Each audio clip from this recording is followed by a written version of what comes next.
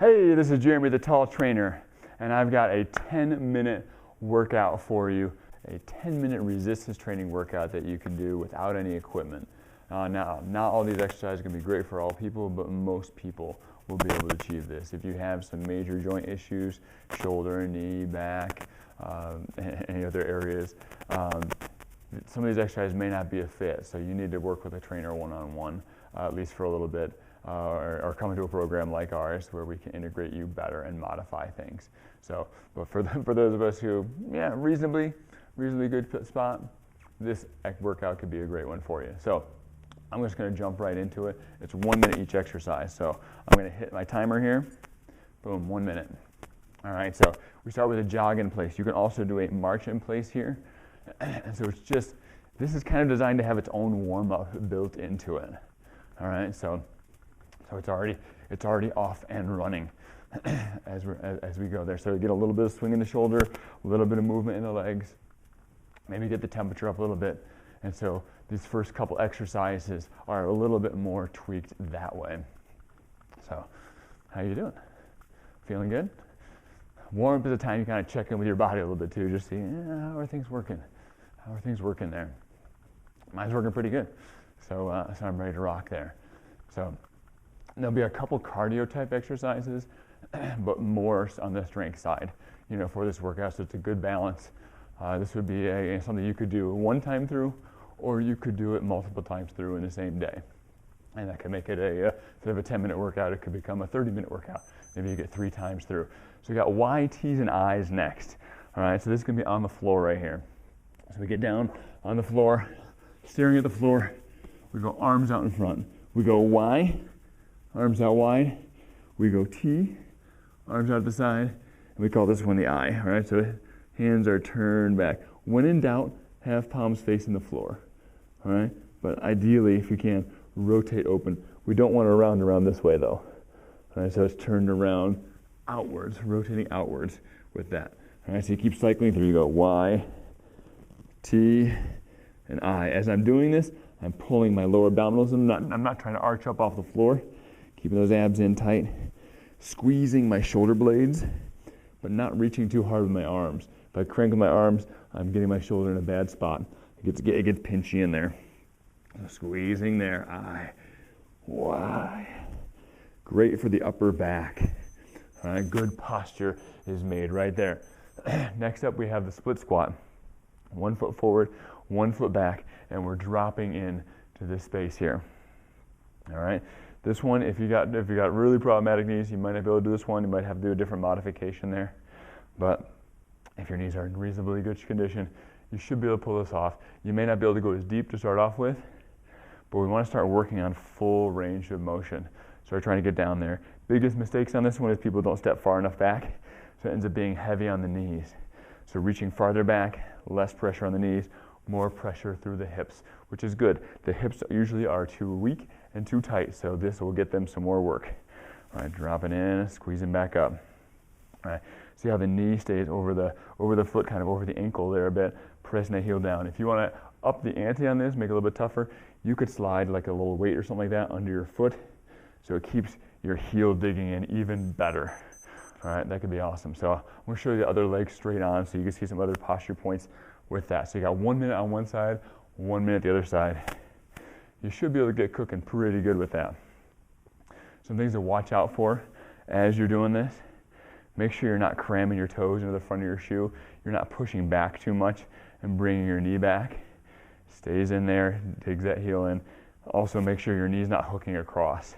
If you're getting in here, that's again too much pressure on the knee. A lot of times exercises, people will rule out certain exercises really based on the fact that it hurts different parts of their body, but it might be the fact that they are not in the right position. That's why it's hurting there. All right, so you should be able to get a pretty good pump in that amount of time. All right, so 1 minute, getting good reps there. If you can't make the whole minute, stop at any moment, rest for a sec, and then get back to it there. A couple more seconds there. All right, push-ups are next. All right, so down here for push-ups, we come down, hands out wide, head goes out in front of the hands, and we drop down. These can be done off a coffee table or off the stairs in your house.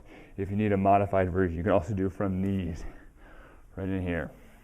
Make sure the push-up is easy enough that you can focus on good posture as you are doing it. All right, make sure the head's not dropping to the floor as you're doing it. Head is pulled back, chin's tucked in, shoulders away from the ears, chest out. Good position as we're doing the push-up there. All right, you should feel this in the arms, across the chest a little bit. A great push-up you feel in your abs, because if you have your posture back, chest is out, and you're pushing through the heels of your hands, the abs actually come in, and you gotta watch to make sure you don't arch your back too much. Whoa. Good time. Good time. Last couple. All right, punch the airs next. Right in here, boom, boom, boom. All right, so we got a chance to work the upper back. We got a chance to work the legs. We got a chance to work the chest and the arms. Now it's a little heart rate, a little recovery from what we just did there. So a little recovery from the muscles, but a chance to be active in our recovery. So throwing those punches out there. So swinging them out there. Don't fully straighten the arms so you're not snapping the joint at the end there. Slight bend in that elbow even as you finish that off. All right, cruising. We're gonna go into some abs next here. All right, so upper back, legs, and arms. That has a good chunk of you. Again, if this workout, you're gonna go, oh, you get through the workout one time and you go, man, I really think I can handle more than that. Do it again. All right, so we got scissor abs. So you're coming down, laying on your back, legs up in the air, one leg out, the other leg up, abs in tight, and you're switching off. Right in here. Keep those abs in tight while you're doing this. What happens a lot of times is if you drop too far, your back starts to arch. Keep it tight. You got to get those lower abdominals to work while you're doing this. There's a leg that's up, have it kind of being pulled towards you, but not with your arms, with your muscles. All right, squeezing in there. Especially if you got a little bit of tightness in your hamstrings, I got a little bit of that. It's extra work, it's wonderful. All right, so squeezing in there. If you're hyper flexible, you might need to like let it stay out there. Squeezing in there, switching places. That work, that squeeze in there, wonderful moment for the abs. So it's not switch around, kick the legs, it's not that, it's controlled and focused. All right, so now we're gonna go into a plank. All right, so you flip right over, hit the plank here. All right, so I wanted to make sure you got a good set on the abs. That's why there's two back to back here. Now, if you're not in the habit of being able to hold a plank for very long, then this would be pretty tough coming to scissor abs into plank. I want this to be a challenge for you though. All right, so pulling those abs in. If you need to, you drop to knees. If you need to, you take a break. All right, but if you can, keep rocking it through the whole way. Now, if you've got it through the whole time, you're pretty good at this plank thing. Tighten your abs up more. Tighten your glutes up. If you really want to feel your lower abdominals more, try a slight bend in your knees. So not locked out in the knees. Slight bend actually gets you a little bit more in the lower abdominals, which is a critical area. That's the area that sticks out for most people. That's also the area that protects our back the most. All right, so I got that one. Then we have ice skaters, switching side to side here. Now, you can do a little tap in here if you want to make it easier for the knees, for the legs there. All right, so again, chance to shake it out a little bit, but we're going to rev up a little bit here because we got two more exercises. We got ice skaters, and then we're going to sprint in place. So this is the chance to huff and puff, all right? So I'll show you a little higher version on the ice skater. So you're trying to cover some ground between hops. You don't need to tap the other foot. This is not a, you don't have to like crisscross and tap back behind. It is going behind, but you don't have to tap it. Again, if you're in the lower version, just tap there. Whew. You get those arms pumping side to side like a speed skater in the Olympics there. Keep the abs under control.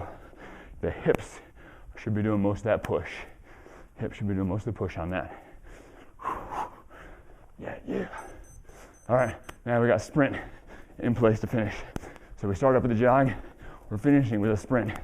Same movement, a little more amplitude, a little more speed. All right, so we're cranking away here. There is almost no limit to how challenging this one can be. So I'm gonna see if I can take it up a little bit. I might not be able to talk as much. All right, try to stay light on your feet, not stompy. I'll give you a little profile shot. Pumping those arms, lifting those knees, cranking away. Very nice. Almost there. We got 15 seconds. Let me pick it up a little more. I'm not tired enough, but I do want to be able to talk to you a little bit. All right, so there we go. There is 10 minutes of exercise. So we got the upper back, we got the legs, we got the arms, we got the abs, the major areas. You go again, if it's easy, try another time through, rest, try another time through. I recommend 1 or 2 minutes rest before going back through it there. All right, so that could be a great workout to get you going. If this is gonna be kind of your only thing, I would do this every other day. All right, so you do it like on Monday, you do it on Wednesday, you do it on a Friday. All right, I'll show you another workout. It's gonna be more on the cardio side, and that maybe you could do on alternating days. So Tuesday, Thursday, Saturday. And then you got a pretty good schedule going.